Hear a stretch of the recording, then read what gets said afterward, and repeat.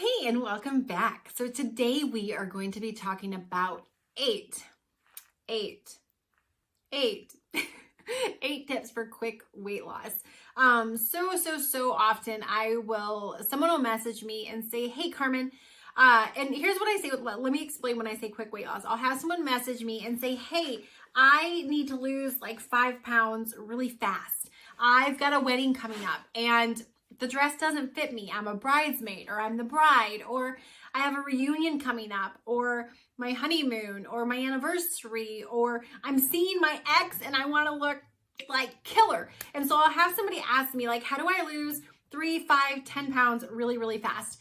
And these are tips that I have used for some of those very same things. I want to lose 5 pounds fast. I have a photo shoot or a vacation or a special outfit that I want to wear or whatever it is. Or maybe I'm just coming back from vacation and I'm trying to kick out those vacation pounds that have attached themselves to my behind. Whatever it is, these 8 tips I have used for myself, and I have also shared with my clients to help them get those very same results. And today I'm going to share them with you so that you can do the very same thing as well. Kick weight to the curb really fast and all of that. And so before we dive in, if you have not hit that red subscribe button, make sure you do that. We upload here on the channel Monday, Tuesday, Wednesdays, and Fridays. And every Tuesday night, just like tonight, we are live at 8:30 p.m. Eastern Standard Time. So whether you're watching this live or the recording's always available later. But I would always love to see your face live. It's always kind of nice to know that I'm in my house somewhere and you're in your house somewhere. And through this cool thing of technology, we are like connected together at the same time in completely different places, sometimes completely different time zones and all of that. So anyway, make sure to hit the subscribe button so you don't miss any of the tips. Give the video the thumbs up, the like button. You can hit that, and let's go ahead and dive right in. So number 1, the biggest tip I tell people when they're trying to lose weight, whether it's quickly or not quickly, is drinking your water. Drinking your water. And we've all heard this one. This isn't a new tip, but most of us don't do it. Most human beings are walking around on the planet dehydrated. And at the time, we mistake hunger pains for dehydration. When you're dehydrated, your body can exhibit very similar symptoms to you in a day. So if you weigh 200 pounds, you divide 200 by 2, divide it in half, that's 100 pounds. You should be drinking 100 fluid ounces of water every day if you weigh 200 pounds. In one of our groups, we have monthly boot camps that we run every single month where our clients do drink half their weight in water. And then we sometimes have some specialty little boot camps that we'll run or challenges. And one of the ones we do is called a carb cycling. It's a 15-day carb cycling group where we manipulate the carbs we eat on certain days to attack the fat and preserve our muscle. And when we do those groups, everybody in there is actually drinking 1 gallon of water every single day. So 127 ounces every day. It's really awesome. We get extra exercise from going to the bathroom more, but drinking your water. That is gonna be a big component behind any weight loss, but especially losing weight quickly. Number 2, lowering your sodium intake. So when you have a diet that is high in sodium, it will actually retain water in your body, and water weight, water bloat, it will keep your stomach from going down. Everything will just be a little more puffy. And so when you're trying to lose weight quick, a lot of that's going to be water weight. And so just reducing your sodium. And in today's world, like, they have low sodium soups, low sodium sauces. They actually have, Mrs. Dash especially has a whole line of seasonings that have no sodium at all. So they're packed with flavor, but no sodium. And so I would tell people, get rid of the salt shaker, take it out of your kitchen. Do not use salt at all for that week or two when you're trying to drop weight really, really fast. Number 3, and this is something other countries actually do. Our country does this backwards than a lot of the way the rest of the world does it. Have breakfast be your biggest meal. So breakfast is your biggest, lunch is your medium, and then when you get to dinner, you eat like a pauper. A pauper is like a poor person. You ever heard that saying? It's like you eat like a king, then a prince, then a pauper. I don't know, something like that. I've heard several people say that for, gosh, I heard that for the first time in my 20s. That was a long time ago. Anyway, you want your biggest meal to be your breakfast. And here's why. Because when you eat your biggest meal for breakfast, you have the entire day to burn it off. And then if you eat your medium meal at lunch and your smallest meal at dinner, it makes sense because you don't have as much time between dinner and the time you go to bed. It's the least amount of time to be burning that off. You don't need your biggest meal at dinner time. But so often, it's here in the US, in Canada, even some parts of Europe, we will eat, most people skip breakfast. They eat lunch and then they eat most of their food, dinner and snack time. So we're consuming the bulk of our calories before our body is inactive. So we typically don't make the best choices because by the time we get there, we're hangry. We're hangry. You ever been hangry? I feel like it's better when I do the hangry. You do an accent. Anyway, so you want to flip that around. And here's the thing, like here, especially in America, like we have the largest percentage of obesity and being overweight. Over 70% of people are overweight and don't want to be. We don't want to be. We don't want to have less energy. We don't want to feel like crap. We don't want to have to shop in the plus size section. We don't want to look in the mirror and not like the reflection staring back at us. And so flip this around. Start eating your biggest meal at breakfast and then your smallest meal at dinner time. That's just a good habit in general, but especially when you're trying to drop weight really quickly. Number 4, numero cuatro, numero cuatro, is getting 7 to 9 hours of sleep every single night. 7 to 9 hours of sleep every night. So, true story, when you do not get enough sleep after 48 hours, your body goes into a state called metabolic grogginess. Metabolic grogginess, which means your metabolism gets a little groggy and it doesn't exactly function the way it's supposed to at like peak performance levels, which means torching through calories, going through the food you're eating, burning it up so that it doesn't get stored as fat on your body and all that kind of craziness. So your metabolism slows down is the short of it. And yeah, that's after just not getting enough sleep. So your sleep directly affects your metabolism, which directly affects how well your body processes food, which directly affects how much fat stores come onto your backside. And so making sure you're getting 7 to 9 hours of sleep a night is really, really vital. That's where the magic happens. That's where your body rests. It's where it restores. It's where it repairs if you're working out. Rest is really important. My sweet spot would be 8 hours. I most of the time get 7. I would really like to get 9, but I at least typically make sure I get my 7 hours. I would say 2/3 of the time I'm at 7. And then there are 2 to 3 days a week I get 9. So it probably balances out to 8.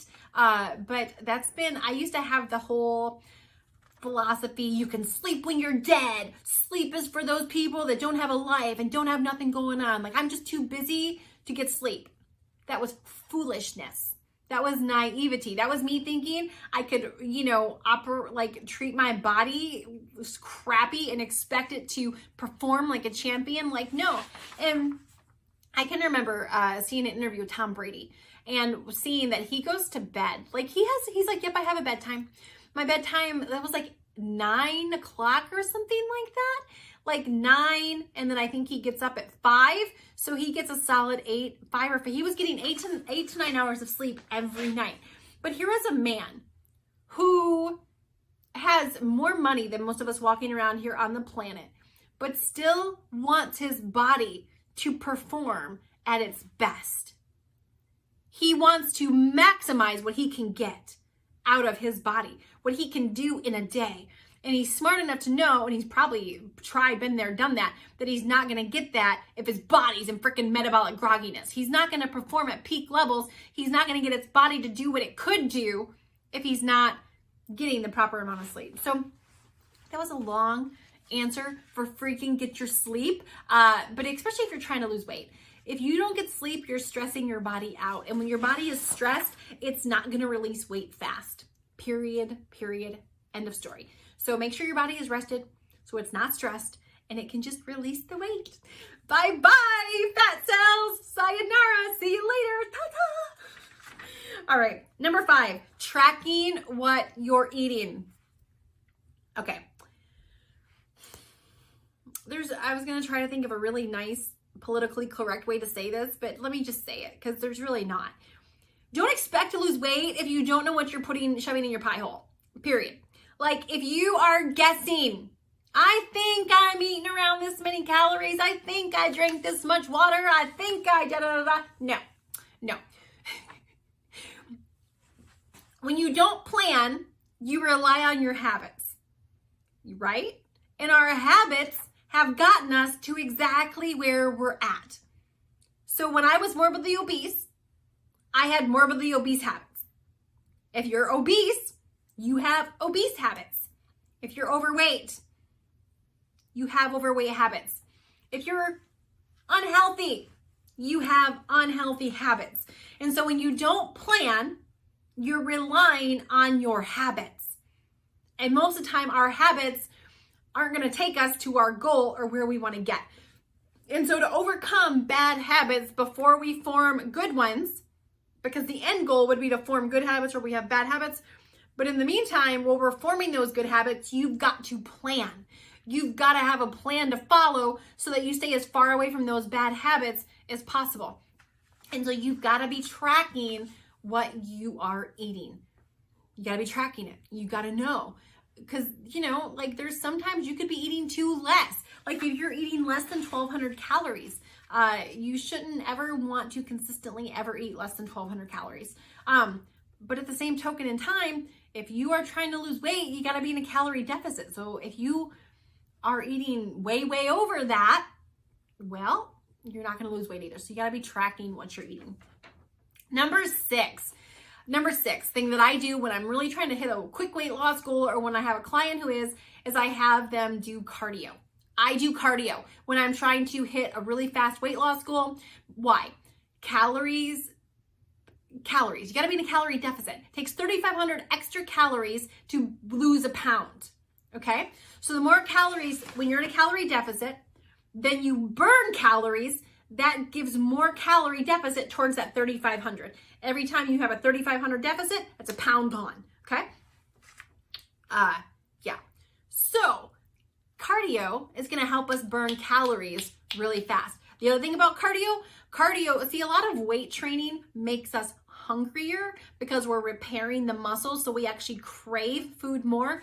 Cardio can have the opposite effect because you freaking just, beat your body to death with exercise, and oh my goodness, it has the opposite effect where it in the short term doesn't make you hungry and want to eat all the things. So it's not going to make you crave food where sometimes weightlifting can, strength training can, and it's going to torch calories, bigger calorie deficit, more weight gone quickly. So again, I'm a fan of all. I love HIIT. I love cardio. I love strength training. I love weightlifting. I love challenging my bodies in all those different ways. And I do a combination of all of them. But if I'm trying to drop weight quick, a week or two, I'm giving myself a week or two to get to this goal, then I'm gonna go cardio heavy for that week or two. All right, number 7, planning ahead. Planning ahead. I said that slow because I know some of y'all were like, planning? I can't just wing it and hope for the best? I can't just do it on the fly? No, because again, hear me. When you try to do it on the fly and you don't plan, it's just like tracking. You end up relying on your habits. And your habits have gotten you to exactly where you're at. And for most of us, it's not where we want to be. Where we're at is not where we want to be. And so we don't want to rely on those old habits. We're trying to create new ones and kick those old ones to the curb. And so planning ahead, knowing that includes grocery shopping for the foods you're going to be eating. That means if it is Monday, On Sunday, you would know what you're going to eat for breakfast, lunch, dinner, and snacks before the day even gets here. I know some of you just went, wait, what? You want me to know the day before the day is even here what I'm going to eat? Yes. Yes. As somebody who has somebody who's been weight loss failure for a long time, and somebody who crossed over to weight loss success, has maintained it, and had several times where I've needed to lose weight quick for something, or I wanted to tone up really fast, or I get back from vacation and I found 5 pounds on vacation from all the cheese fries and the pizza, and I want to drop that weight really fast. Yes, if I don't plan ahead, I go to what I've been going to. Cheese fries, pizza, gelato. Last year, we went on an all-inclusive. Oh my goodness, every day for lunch. They had like this grill down by the pool and the beach. And I would go down and I would get French fries, pizza, cheese dip, and guacamole. And I would just like, and then I would go get gelato every day when I was done eating lunch. Because, gelato doesn't take up much room. It's mostly water with sugar and so good. Oh, I came back 6 pounds heavier. It was awesome. No, I lost it all the next week by doing these things. So the next week when I came back, I had a plan because my body wanted guacamole, French fries, and cheese and gelato. But if I kept doing that, I would wind up even bigger. So I had to plan what was going to get me to my goal. All right. So plan ahead. Make sure you're planning ahead. You know what you're going to eat ahead of time. If you're going to be doing cardio, what are you going to do? Are you going to the gym or are you working out from home? Big fan of home workouts, by the way. You don't got to drive to the gym. You don't got to waste the time. At-home workouts have been a huge lifesaver for a busy mom of 3. Holy crap. Anyway, when are you going to do it? What are you going to do? What are you going to wear? Again, planning ahead. The more you can plan, the less you're going to rely on your bad habits. All right, number 8, and the final one is I'm a fan of balance. So I'm never going to be the girl that's going to tell you don't eat carbs. But what I am going to tell you is put your carbs at the beginning of the day. Okay. So we already talked about making breakfast your biggest meal. So in a typical day, I eat carbs with breakfast. I eat fruit typically with breakfast, so a complex carb. And then I also eat either a piece of bread with peanut butter. I'm either going to have that with breakfast or a snack in the morning or lunch. Most of the time, my meals for dinner are going to be a lean protein and a vegetable. So like a serving of chicken breast and 2 cups of broccoli. Or, a small side salad. You don't want to eat a giant salad for dinner. Why? Because all those are complex carbs. You eat a giant salad, now your body has to break down all these complex carbs when you've already done most of your activity for the day. So if you're a salad lover and you want to eat a big salad, eat it for lunch, not for dinner. If you want to eat carbs and you're trying to lose weight quick, eat them in the morning, not in the evening. Eat your smaller meals at night. Again, a lean protein and a veggie if you're trying to lose weight quick. Your body will be able to process that before you go to bed. And one final one I want to give you, we'll go ahead and make it, I'll throw a little ninth bonus one on there, is stop eating at 6 p.m. Again, if you're trying to lose weight quick, you want to lose 5 to 10 pounds inside of a couple weeks, stop eating at 6 p.m. Draw a line in the sand and say, okay, the only thing I can have past 6 o'clock is water. H2O. That's water, right? Yeah, H2O. All of a sudden I just thought, wait, is that? It's been a long week already. Anyway. The only thing that you will eat past 6 o'clock is water. And look, even if you have a crazy schedule and you work until 8, like I used to be somebody who worked until 8 o'clock at night, I'd get home, I'd have dinner, we eat around 9 o'clock every night. So when I started wanting to make changes, we had to start today our dinner hours at 4 o'clock.